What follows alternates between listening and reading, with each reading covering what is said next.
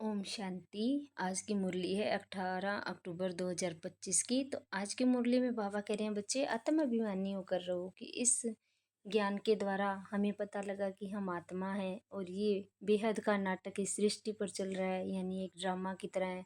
तो इस तरह से समझेंगे तो हम परेशान नहीं होंगे। सब आत्माओं का अपना अपना पार्ट है और फिर कर्मों का भी सभी का हिसाब किताब है, तो हम दुखी नहीं होंगे, परेशान नहीं होंगे। और फिर बाबा ने कहा है कि इस ज्ञान के द्वारा हम समझदार बनते हैं। पहले हम ना समझ थे, तो इस ज्ञान को अपने अंदर धारण करना है, तो प्रैक्टिकल जीवन में लेकर के आना है। और दूसरा है कि देवी गुणों को धारण करना है। यही आज की मुरली है। तो बाबा कह रहे अंदर में यही चलता रहे, अपने आप को याद दिलाओ कि मैं शरीर से न्यारी आत्मा हूँ। ना मैं शरीर हूँ ना मैं मन हूँ, इन दोनों से न्यारी मैं एक आत्मा हूँ। शरीर द्वारा कर्म करने वाली आत्मा और मन और बुद्धि के द्वारा सोचने समझने वाली एक आत्मा हूँ। ये बेहद का नाटक है जो परमात्मा शिव बाबा आकर समझाते हैं, जिन्हें हम नहीं जानते लेकिन शिवरात्रि तो बनाते हैं। तो परमात्मा बाप आकर हमें यही समझाते हैं कि आत्म अभिमानी होकर बैठो, अंदर में घोटते रहो मैं आत्मा हूँ। तो बाबा बोले, मीठे बच्चे जी मीठे बाबा, आत्म अभिमानी होकर बैठो, अंदर घोटते रहो मैं आत्मा हूँ। देही अभिमानी बनो, सच्चा चार्ट रखो तो समझदार बनते जाएंगे, बहुत फायदा होगा। प्रश्न है, बेहद के नाटक को समझने वाले बच्चे किस एक नियम को अच्छी रीति समझते हैं? बेहद के नाटक को समझने वाले बच्चों के लिए कौन सा नियम है? उत्तर है, ये अविनाशी नाटक है। इसमें हर एक पार्टधारी का पार्ट बजाने अपने समय पर आना ही पड़ता है। कोई कहे हम शांति धाम में बैठ जाएं तो ये नियम नहीं है, उसे तो पार्टदारी नहीं कहेंगे। ये बेहद की बातें बेहद का बाप ही तुम्हें सुनाता है। तो बाबा क्या करें, हर आत्मा का पार्ट है और धरती पे पार्ट के लिए आना पड़ेगा। मुक्ति किसी को भी नहीं मिलती।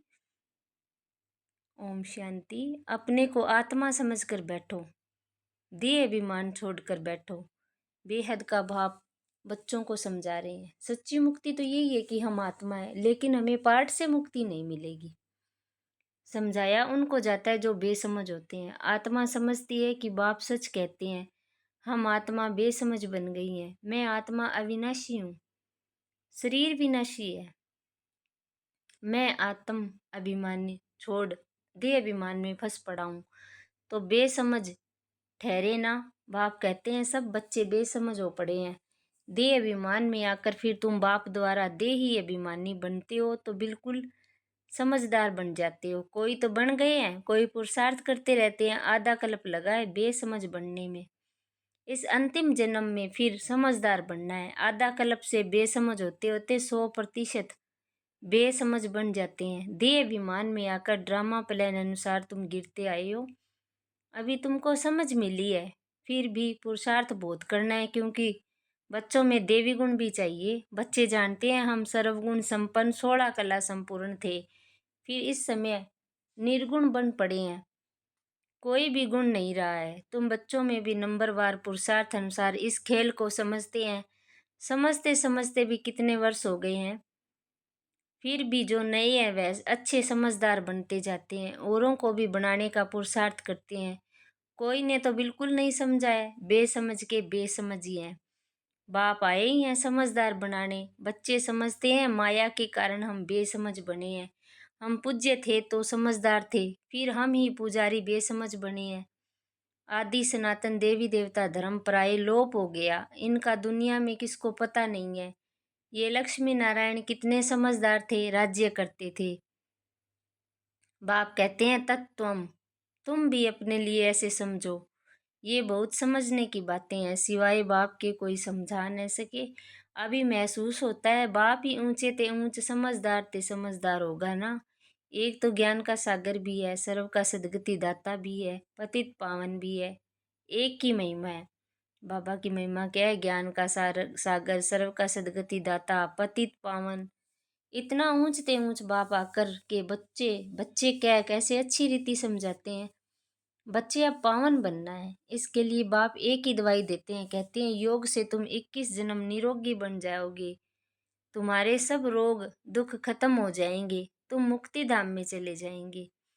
अविनाशी सर्जन के पास एक ही दवाई है, एक ही इंजेक्शन आत्मा को आय लगाते हैं। ऐसे नहीं कोई मनुष्य बैरिस्टर भी करेंगे, इंजीनियरिंग भी करेंगे, नहीं, हर एक आदमी अपने धंधे में लग जाते हैं। बाप को कहते हैं आकर पतित से पावन बनाओ, क्योंकि पतित पने में दुख है। शांति धाम को पावन दुनिया नहीं कहेंगे, स्वर्ग को ही पावन दुनिया कहेंगे, ये भी समझाया है। मनुष्य शांति और सुख चाहते हैं। सच्ची सच्ची शांति तो वहाँ है जहाँ शरीर नहीं, उसको कहा जाता है शांति धाम। बहुत है शांति धाम में, परंतु ला नहीं है, वह तो पार्टधारी हुआ नहीं। बच्चे नाटक को समझ गए हैं, जब एक्टर का पार्ट होगा तब बाहर स्टेज पर आकर पार्ट बजाएंगे। ये बेहद की बातें बेहद का बाप ही समझाते हैं। ज्ञान का सागर भी उनको कहा जाता है। सर्व के सदगति दाता पतित पावन, सर्व को पावन बनाने वाले तत्व नहीं हो सकते। पानी आदि सब तत्व है, वह कैसे सदगति करेंगे? आत्मा ही पार्ट बजाती है, हठयोग का भी पार्ट आत्मा बजाती है। ये बातें भी जो समझदार है वही समझ सकते हैं। बाप ने कितना समझाया है। कोई ऐसी युक्ति रचो जो मनुष्य समझे। कैसे? पूज्य सो फिर पुजारी बने हैं। पूज्य है नई दुनिया में, पुजारी है पुरानी दुनिया में। पावन को पूज्य, पतित को पुजारी कहा जाता है। यहाँ तो सब पतित है क्योंकि विकार से पैदा होते हैं। वहाँ है श्रेष्ठ, गाते भी हैं संपूर्ण श्रेष्ठाचारी। अभी तुम बच्चों को ऐसा बनना है, मेहनत है, मुख्य बात है याद की। सभी कहते हैं याद में रहना बड़ा मुश्किल है, हम जितना चाहते हैं याद में रह नहीं सकते हैं। कोई सच्चाई से अगर चार्ट लिखे तो बहुत फायदा हो सकता है। बाप बच्चों को ये ज्ञान देते हैं कि मन मना भव। तुम अर्थ सहित कहते हो, तुम्हें बाप हर बात यथार्थ रीति अर्थ सहित समझाते हैं। बाप से बच्चे कई प्रकार के प्रश्न पूछते हैं, बाप करके दिल लेने के लिए कुछ कह देते हैं, परंतु बाप कहते हैं मेरा काम ही है पतित से पावन बनाना, मुझे तो बुलाते ही इसीलिए हो। तुम जानते हो हम आत्मा शरीर सहित पावन थी, अभी वही आत्मा शरीर सहित पतित बनी है। 84 जन्मों का हिसाब है ना। तुम जानते हो अभी ये दुनिया कांटों का जंगल बन गई है। ये लक्ष्मी नारायण तो फूल है ना, उन्हों के आगे कांटे जाकर कहते हैं आप सर्वगुण संपन्न, हम पापी कपटी हैं। सबसे बड़ा कांटा है काम विकार का। बाप कहते हैं इस पर जीत पहन, जगत जीत बनो। मनुष्य कहते हैं भगवान को कोई न कोई रूप में आना है, भागीरथ पर विराजमान हो आना है। भगवान को आना ही है पुरानी दुनिया को नया बनाने। नई दुनिया को सतो प्रधान, पुरानी दुनिया को तमो प्रधान कहा जाता है। जबकि अभी पुरानी दुनिया है तो जरूर बाप को आना ही पड़े। बाप को ही रचयिता कहा जाता है। तुम बच्चों को कितना सहज समझाते हैं, कितनी खुशी होनी चाहिए। बाकी किसका कर्म भोग का हिसाब किताब है, कुछ भी है वह तो भोगना ही है। इसमें बाबा आशीर्वाद नहीं करते हैं, हमको बुलाते ही हो बाबा आकर हमको वर्षा दो। बाबा से क्या वर्षा पाना चाहते हो? मुक्ति जीवन मुक्ति का, मुक्ति जीवन मुक्ति का दाता एक ही ज्ञान सागर बाप है, इसलिए उनको दाता कहा जाता है। भगवान से ज्ञान दिया था, भगवान ने ज्ञान दिया था, परंतु कब दिया, किसने दिया, ये किसको पता नहीं। सारा मुंजारा इसी में है। किसको ज्ञान दिया ये भी किसको पता नहीं। अभी ये ब्रह्मा बैठे हैं, इनको मालूम पड़ा कि हम सो नारायण था, फिर 84 जन्म भोगे। ये है नंबर 1 में। बाबा बतलाते हैं मेरी तो आंख ही खुल गई, तुम भी कहेंगे हमारी तो आंखें ही खुल गई। तीसरा नेत्र तो खुलता है ना, तो तुम कहेंगे हमको बाप का सृष्टि चक्कर का पूरा ज्ञान मिल गया। मैं जो हूँ जैसा हूँ, मेरी आंख खुल गई, कितना वंडर है। हम आत्मा फर्स्ट है और फिर हम अपने को देह समझ बैठे। आत्मा कहती है हम एक शरीर छोड़ दूसरा लेता हूँ, फिर भी हम अपने को आत्मा भूल देह अभिमानी बन जाते हैं। इसलिए अब तुमको पहले पहले ये समझ देता हूँ कि अपने को आत्मा समझ बैठो। अंदर में ये घोटते रहो कि मैं आत्मा हूँ। आत्मा न समझने से बाप को भूल जाते हैं। फील करते हो बरोबर हम घड़ी घड़ी देह अभिमान में आ जाते हैं। मेहनत करनी है, यहाँ बैठते हो तो भी आत्म अभिमानी होकर बैठो। बाप कहते हैं हम तुम बच्चों को राजाई देने आए हैं। आधा कल्प तुमने हमको याद किया, कोई भी बात सामने आती है तो कह देते हैं हाय राम, परंतु ईश्वर व राम कौन है ये किसको पता नहीं। तुमको सिद्ध करना है, ज्ञान का सागर, पतित पावन, सर्व का सद्गति दाता, त्रिमूर्ति परम पिता परमात्मा शिव है।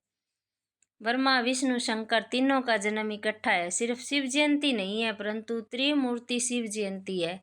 जरूर जब शिव की जयंती होगी तो ब्रह्मा की भी जयंती होगी। शिव की जयंती मनाते हैं, परंतु ब्रह्मा ने क्या किया? लौकिक, पारलौकिक और यह है अलौकिक बाप। बाबा ने 3 पिता के बारे में बताया है। लौकिक यानी हमारे शरीरों का, पारलौकिक परम पिता परमात्मा, और ये ब्रह्मा है अलौकिक बाप। ये है प्रजापिता ब्रह्मा। बाप कहते हैं नई दुनिया के लिए ये नया ज्ञान अभी तुमको मिलता है, फिर पराय लोप हो जाता है। जिसको बाप रचता और रचना का ज्ञान नहीं तो अज्ञानी ठहरे ना। अज्ञान नींद में सोए पड़े हैं, ज्ञान से ही दिन, भक्ति से रात। शिवरात्रि का अर्थ भी नहीं जानते, इसलिए उसकी हॉलीडे भी उड़ा दी है। अभी तुम जानते हो बाप आते हैं सबकी जोत जगाने। तुम ये बत्तियां आदि जगाएंगे तो समझेंगे इनका कोई बड़ा दिन है। अब तुम जगाते हो अर्थ सहित, वो लोग समझेंगे थोड़ी। तुम्हारे भाषण से पूरा अर्थ समझ नहीं सकते। अभी सारे विश्व का रावण राज्य का है। यहाँ तो मनुष्य कितने दुखी हैं। रिद्धि सिद्धि वाले भी बहुत तंग करते हैं, अखबारों में भी पढ़ता है इनमें इविल सोल है, बहुत दुख देते हैं। बाबा कहते हैं इन बातों से तुम्हारा कोई कनेक्शन नहीं। बाप तो सीधी बात बताते हैं, बच्चे तुम मुझे याद करो तो तुम पावन बन जाएंगे, तुम्हारे सब दुख दूर हो जाएंगे। अच्छा, मीठे मीठे से किलदे बच्चों प्रति माता पिता बाप दादा का याद प्यार और गुड मॉर्निंग। रूहानी बाप की रूहानी बच्चों को नमस्ते। धारणा के लिए मुख्य सार है, यथार्थ रीति बाप को याद करने व आत्माभिमानी बनने की मेहनत करनी है। सच्चाई से अपना चार्ट रखना, इसमें ही बहुत बहुत फायदा है। सबसे बड़ा दुख देने वाला कांटा काम विकार है। इस पर योग बल से विजय प्राप्त कर पतित से पावन बनना है। बाकी किन्हीं भी बातों से तुम्हारा कनेक्शन नहीं। वरदान है प्रैक्टिकल जीवन द्वारा परमात्म ज्ञान का प्रूफ देने वाले धर्म युद्ध में विजयी भव। अभी धर्म युद्ध की स्टेज पर आना है। उस धर्म युद्ध में विजयी बनने का साधन है आपकी प्रैक्टिकल जीवन, क्योंकि परमात्म ज्ञान का प्रूफ ही प्रैक्टिकल जीवन है। आपकी मूर्त से ज्ञान और गुण प्रैक्टिकल में दिखाई दे, क्योंकि आजकल डिस्कस करने से अपनी मूर्त को सिद्ध नहीं कर सकते, लेकिन अपनी प्रैक्टिकल धारणा मूर्त से 1 सेकंड में किसी को भी शांत करा सकते हो। स्लोगन है आत्मा को उज्जवल बनाने के लिए परमात्म स्मृति से मन की उलझनों को समाप्त करो। मातेश्वरी जी के महावाक्य हैं, योग से मुक्त होने की शक्ति मिलती है। पहले पहले अपने को एक मुख्य पॉइंट ख्याल में रखनी है। जब इस मनुष्य सृष्टि का बीज रूप परमात्मा है, तो उस परमात्मा द्वारा जो ज्ञान मिल रही है या प्राप्त हो रही है, वो सब मनुष्यों के लिए जरूरी है। सभी धर्म वालों को ये ज्ञान लेने का अधिकार है। भले हर एक धर्म की ज्ञान अपनी अपनी है, हर एक का शास्त्र अपना अपना है, हर एक की मत अपनी अपनी है, हर एक का संस्कार अपना अपना है, लेकिन ये नॉलेज सबके लिए है। भले वो इस ज्ञान को न उठा सके, हमारे घराने में भी न भी आए, परंतु सबका पिता होने के कारण उनसे योग लगाने से फिर भी पवित्र अवश्य बनेंगे। इस पवित्रता के कारण अपने ही सेक्शन में पद अवश्य पाएंगे, क्योंकि योग को तो सभी मनुष्य मानते हैं। बहुत मनुष्य ऐसे कहते हैं हमें भी मुक्ति चाहिए, मगर सजाओं से मुक्त होने की शक्ति भी इस योग द्वारा ही मिल सकती है। जपा जाप अर्थात निरंतर ईश्वरीय याद। ये जो कहावत है श्वासोश्वास जपा जाप जपते रहो, उसका यथार्थ अर्थ क्या है? जब हम कहते हैं जपा जाप, तो इसका यथार्थ अर्थ है जाप के बगैर श्वासोश्वास अपना बुद्धि योग अपने परम पिता परमात्मा के साथ निरंतर लगाना। ये ईश्वरीय याद श्वासोश्वास कायम चलती आती है। उस निरंतर ईश्वरीय याद को जपा जाप कहते हैं। बाकी कोई मुख से जाप जपना अर्थात राम राम कहना, अंदर में कोई मंत्र उच्चारण करना, ये तो निरंतर चल नहीं सकता। वो लोग समझते हैं मुख से मंत्र उच्चारण नहीं करते, लेकिन दिल में उच्चारण करना ये है जपा जाप। परंतु ये तो सहज एक विचार की बात है। जहाँ अपना शब्द ही जपा है, जिसको अपने की भी जरूरत नहीं है। आंतरिक बैठ कोई मूर्ति का ध्यान भी नहीं करना है, न कुछ सिमरन करना है, क्योंकि वो भी निरंतर खाते पीते रह नहीं सकेंगे। लेकिन हम जो ईश्वरीय याद करते हैं वही निरंतर चल सकती है, क्योंकि ये बहुत सहज है। जैसे समझो बच्चा है, अपने बाप को याद करता है तो उसी समय बाप का फोटो सामने नहीं लाना पड़ता।